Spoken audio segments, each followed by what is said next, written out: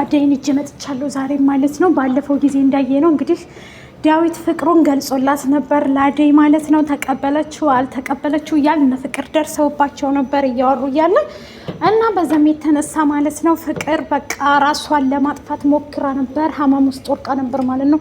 ጨርሶ የሚዟ ኪዶ ጎን አስተፍርላ። ሰላም ጤና ይስጥልኝ። ዛሬ ደግሞ አደይን ክፍል 13ን ይጀላችሁ መጥቻለሁ። ባለፈው ላይ እንዳየነው ዳዊት ፍቅሩን ገልጾላት ነበር ለአደይ ማለት ነው።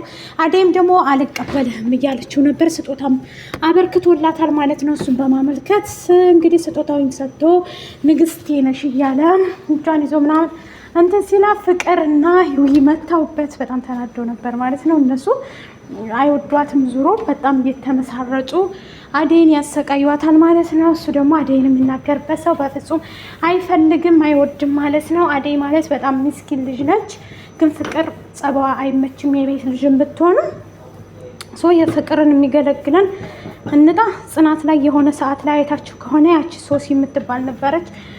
አሁን ደግሞ ይቺ ተንከሲስ ገብታለች በዚህ ማለት ነው።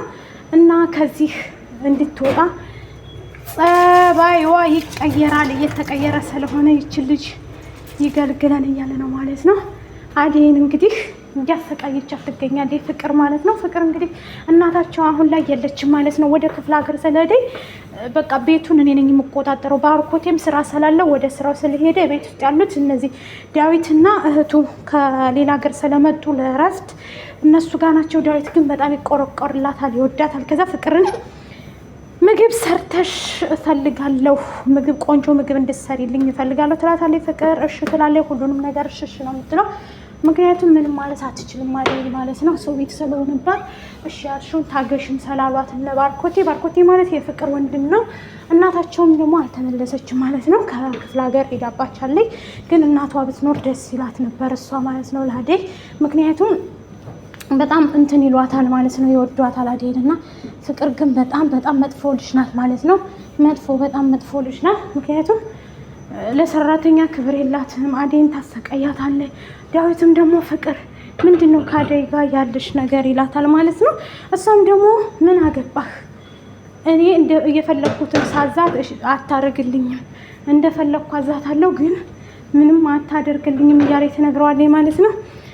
አደይ ምን አርገሽ ነው ይላታል ማለት ነው። ዳዊትም አይ እሷ ምግብ ስሪ ብላኝ ሰርቻለሁ፣ ግን ስጠይቃት ደግሞ መልስ አትሰጠኝም፣ ትታይ ነው የምትሄደው፣ እንደፈለገች ነው የምትጫወትብኝ፣ ግን ስጠይቅሽም ዝም ስለምትይ ነው።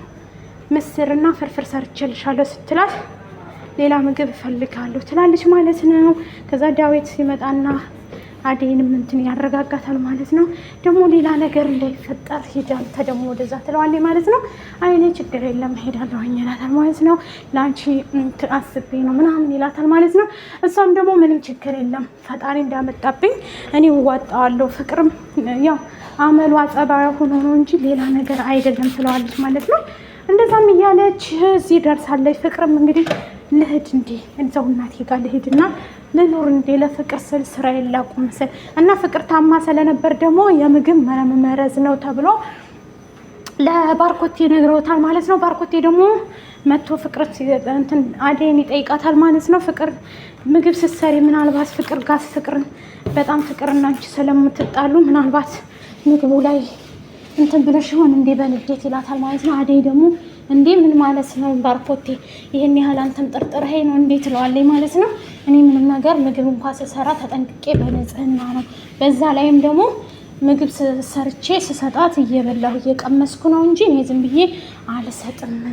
ግን ፍቅር ጸባይዋ ወይ ይችን እኔ ጋር ይጣላት ማለት ነው። ፍቅር ወይ መዳም እንኳን እንደዚህ አታሰራም ጋይስ፣ በዚህ ጸባዋ ማለት ነው። የፍቅር ጸባይ በጣም ውጣ ውረድ ገባ ወጣ ያለ ነውና እንደዛም ሆኖ ግን በጣም ነው አደይን የምታሰቃያት። አደይም ደግሞ ችላታለች። በዳዊትም ደግሞ አሁን ፍቅሩን ገልጾላት በጣም አደይን ወዷታል።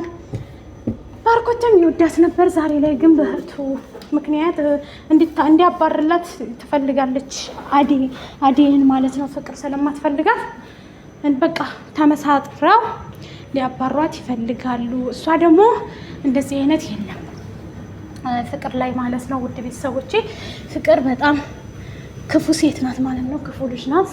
ምክንያቱም ለአደይ ክብር የላትም። አደይም በጣም ነው የምታሰቃያት ውዶችዬ ማለት ነው። በጣም ግን እንደዛም ሆነ ዳዊትን ስለምታፈቅረው አደይ እቺ ማነች ፍቅር ታፈቅረዋለች። እሱ ግን አይፈልጋትም። አደይን ነው የሚፈልገው ማለት ነው። አሁን ላይ እንዴ ፍቅሬንማ ማስመለስ አለብኝ።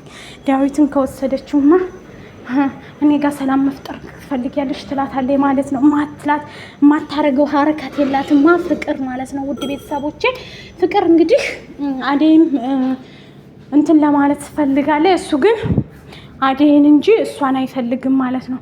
እሷ ደግሞ እሷን የፈለገ ይመስላታል ማለት ነው። እሱ በጭራሽ የሚፈልገው አደይን ነው።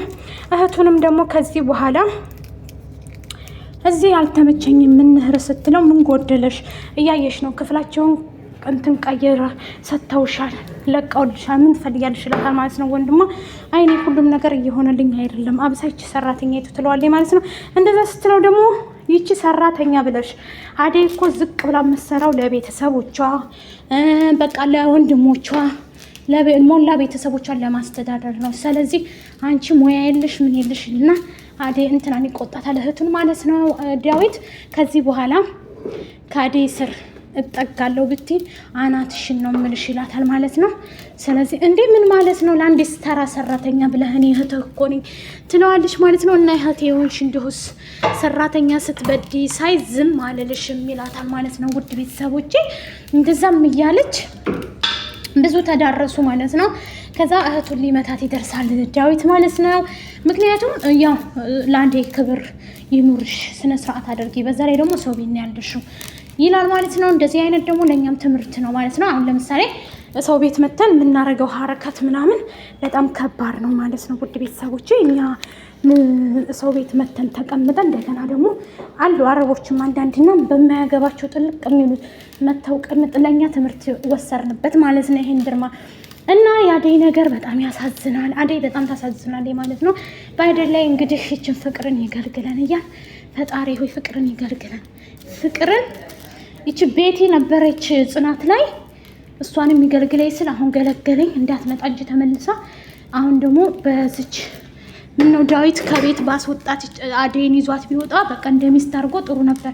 እሷን ፍቅሩን ተቀብላ ብትሄድ እሷ ደግሞ ለሱ እኔ ሰራተኛ ነኝ፣ እኔ አልገባህም፣ እኔ ምን አይነት ሰው እንደሆንኩ ታውቃለህ፣ እንደዚህ አይነት ሰው አይገባህም ለአንተ እያለችው ነበር ማለት ነው።